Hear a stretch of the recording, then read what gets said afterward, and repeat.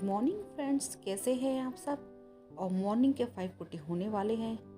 मैं 5:30 पर ही उठ गई थी और ब्रश वगैरह करते हुए तो 10 मिनट्स ऊपर हो गए। और यहाँ देखिए सनराइज होने वाला है और सामने का जो नज़ारा है इतना ब्यूटीफुल है। हम सभी लोगों को बाहर जाना है तो घर के सभी लोग जाग चुके हैं और अपने अपने कामों में लगे हुए हैं। घर की क्लीनिंग करने के बाद मैं नहाने चली गई थी तो सडनली मुझे याद आया कि मैंने अपना दुपट्टा तो प्रेस किया ही नहीं है। तो यहाँ मैं अपना दुपट्टा प्रेस कर रही हूँ और घर के सभी लोग रेडी हो रहे हैं। जब तक मैं ये प्रेस करूँगी तब तक मेरी चाय भी बनकर रेडी हो जाएगी। तो मेरी चाय भी रेडी हो गई है। तो ये चाय मेरी और हस्बैंड जी की है। दीदी और मम्मी चाय पहले ही पी चुके हैं और यहाँ वैभव नाश्ता कर रहा है और इधर मोना जानवी के बाल बना रही है। गए रेडी और ये सब लोग गए नीचे। तो देख बस मैं लास्ट में हूँ और बस अब मुझे लॉक लगाना है। चलिए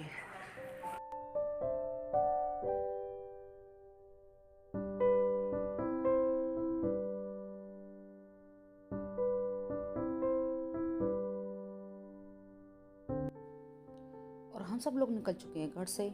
तो घर से निकले हुए हमें काफ़ी टाइम हो गया। कुछ टाइम हम बीच में भी रुके थे नाश्ता करने के लिए, तो वो चीज़ मैंने शूट नहीं की थी और थोड़ी ही देर में हम पहुँचने ही वाले हैं। और यहाँ मैं आपको बाहर का व्यू दिखा रही हूँ कि कितना सुंदर आ रहा है। ये माउंटेन्स मुझे बहुत ही ज़्यादा सुंदर लग रहे थे तो सोचा कि क्यों ना इन्हें कैप्चर करूँ। वीडियो देखकर कुछ लोगों को पता चल गया होगा कि हम लोग कहाँ जा रहे हैं। तो फाइनली हम लोग आ गए हैं अब पावागढ़ माँ कालका के दर्शन के लिए। और व्यू देखिए कितना सुंदर है। पावागढ़ आने के लिए चाहे तो आप सरकारी बस से आ सकते हैं या किसी लोकल वाहन से, और चाहे तो आप अपना खुद का निजी वाहन भी लेकर आ सकते हैं। मंदिर पर ऊपर जाने के लिए आपको यहाँ 2 रास्ते मिलते हैं। पहला है रोपवे और दूसरा है रेवा पथ। कुछ लोग अपनी मान्यताएं पूरी करने के लिए रेवा पथ से ही जाते हैं पैदल चलकर माँ के दर्शन के लिए। हमारा यहाँ पहले से ही डिसाइड था कि हम लोग रोपवे से ही जाएंगे, तो हम लोग यहाँ रोपवे की तरफ ही जा रहे हैं। पावागढ़ आने में हमें थोड़ा लेट हो गया था तो भीड़ इतनी ज़्यादा बढ़ गई थी कि हमें रोपवे की लाइन में ही 1 से 1.5 घंटा वेटिंग में रहना पड़ा। और यहाँ मैं आपको पूरा व्यू दिखा रही हूँ रोपवे का कि किस तरह से ट्रॉली ऊपर मंदिर तक जा रही है।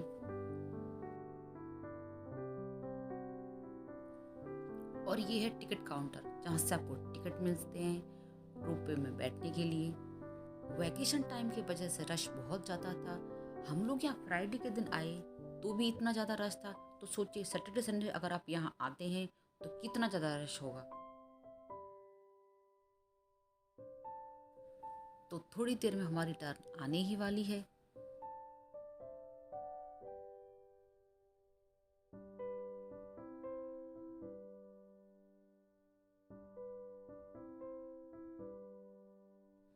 तो फाइनली 1 से 1.5 घंटा लाइन में खड़े रहने के बाद हमारी टर्न आ ही गई। तो यहाँ पहली ट्रॉली में मम्मी है, वैभव और उसके पापा है और लोकेश है।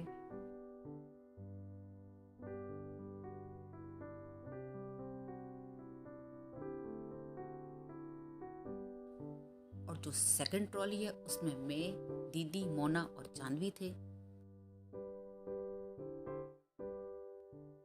तो फाइनली आ गए हैं हम लोग रोपवे के अंदर। तो बस चलिए।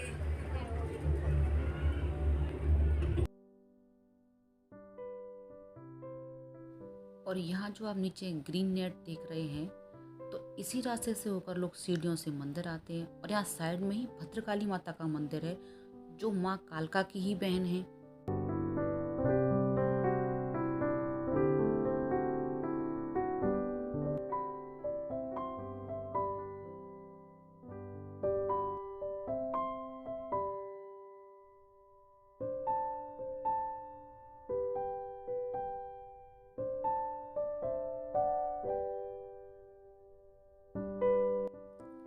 तो फाइनली हम लोग आ गए हैं अब रोपवे से बाहर और यहाँ से हमें पैदल चलकर ही जाना होगा मंदिर तक। तो हम लोग रुके हैं यहाँ खाना खाने के लिए।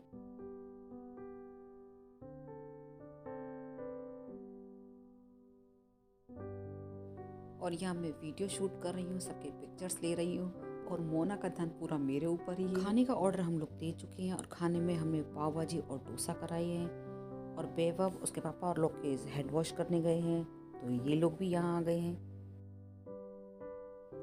तो ये है मेरा डोसा, तो आप लोग भी खा लीजिए। हम लोगों ने यहाँ 4 पाव भाजी और 4 डोसा ऑर्डर किए थे। और ये जो क्लिप है तो दीदी के कहने पर ही मैंने बनाई थी। उन्होंने कहा था कि हम लोग खाना खा रहे थे, तुमने तो कोई क्लिप बनाई ही नहीं। तो मैंने कहा कोई बात नहीं, आप लोग अभी भी खा ही रहे हो तो मैं आपकी थोड़ा थोड़ा क्लिप शूट कर लूँगी और उसको उसमें ऐड कर दूँगी।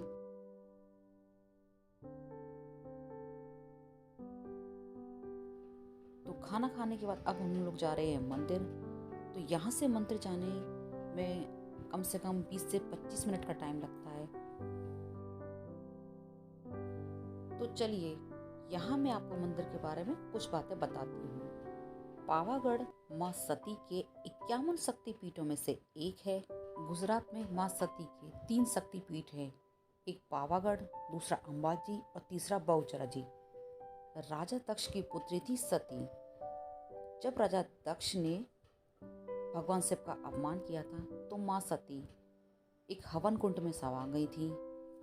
तो भगवान शिव का मोह भंग करने के लिए भगवान विष्णु ने जब सुदर्शन चक्र चलाया था तो माँ सती के शरीर के जितने भी अंग टुकड़ों में बदले, तो वो जो अंग माँ के जहाँ जहाँ गिरे तो वहाँ वहाँ माँ के शक्तिपीठ बन गए। तो पावागढ़ भी माँ शक्ति के शक्तिपीठों में से एक है। यहाँ मंदिर का काम चल रहा है। मतलब हम जब पहले दर्शन करने गए थे तो मंदिर बहुत ही छोटा था, तो अभी यहाँ काफ़ी बड़े एरिया में मंदिर को बनाया गया है। सामने आप जो देख रहे हैं कॉर्नर पर, वहाँ पहले मंदिर था। और यहाँ देखिए मंदिर का काम चल रहा है और मंदिर ना कितना सुंदर लग रहा है। काफ़ी बड़े एरिया में बनाया गया है। पहले जो मंदिर था ना वो बहुत छोटा था। आपको दर्शन करने के बाद ही तुरंत वहाँ से निकलना होता था। आप रुक नहीं सकते थे। तो अब क्या है, मंदिर इतना बड़ा बनाया है कि लोग यहाँ दर्शन करने के बाद थोड़ा देर रुक सकते हैं। सामने है ना काल भैरव जी की मूर्ति है।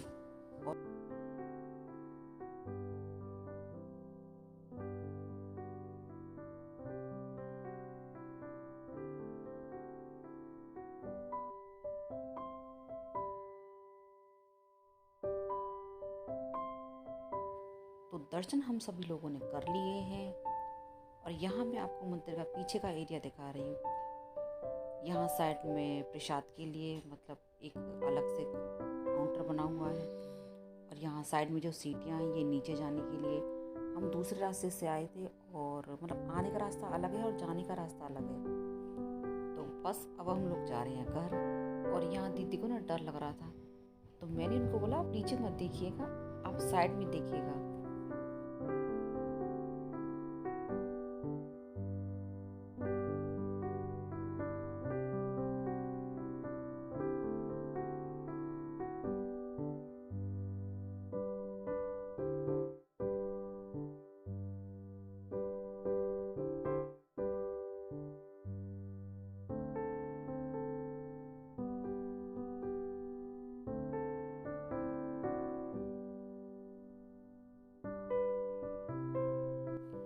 और हम लोग घर आ चुके हैं और घर आए हुए हमें तकरीबन 15 मिनट हो गए होंगे। तो हम लोग घर आते पहले हमने चाय वाय पी और आते ही हम लोग खाना बनाने में लग गए, क्योंकि शाम के 6:30 पौने 7 का टाइम होगा। तो यहाँ दीदी और मैं मैंगो कट कर रहे हैं और मम्मी यहाँ सब्ज़ी कट कर रही है। खाने में हम लोग पराठे और मैंगो जूस और तोरई की सब्ज़ी बनाने वाले हैं। सब लोग इतना थक चुके थे कि क्या बताऊँ। तो दीदी ने चाय बना दी थी तो उससे थोड़ा सा एनर्जी आई बॉडी में। तो सोचा कि चलो भाई खाना साथ के साथ रेडी कर देते। अगर एक बार बैठ जाएंगे तो फिर खाना नहीं बनता, फिर तो क्या है आलस सा आने लग जाता है। और वैसे भी मॉर्निंग में हमने बाहर का ही खाना खाया था। तो यहाँ मैं ना मैंगो जूस रेडी कर रही हूँ। कुछ लोग इसे ना अलग अलग नाम से बोलते हैं, कोई मैंगो जूस बोलता है, कोई आम रस बोलता है, मुझे नहीं पता कोई क्या बोलता है, पर मैं तो उसको मैंगो जूस ही बोलती हूँ। वैसे तो ये काम मैं नहीं करती हूँ, हमेशा हस्बैंड जी करते हैं, पर एक्चुअली अभी वो बाहर गए हुए तो वो बोल के गए कि तुम रेडी कर लेना। तो यहाँ हमारा मैंगो जूस हो गया रेडी।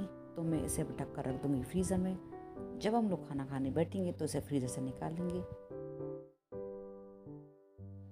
तो खाना हो चुका है हमारा रेडी।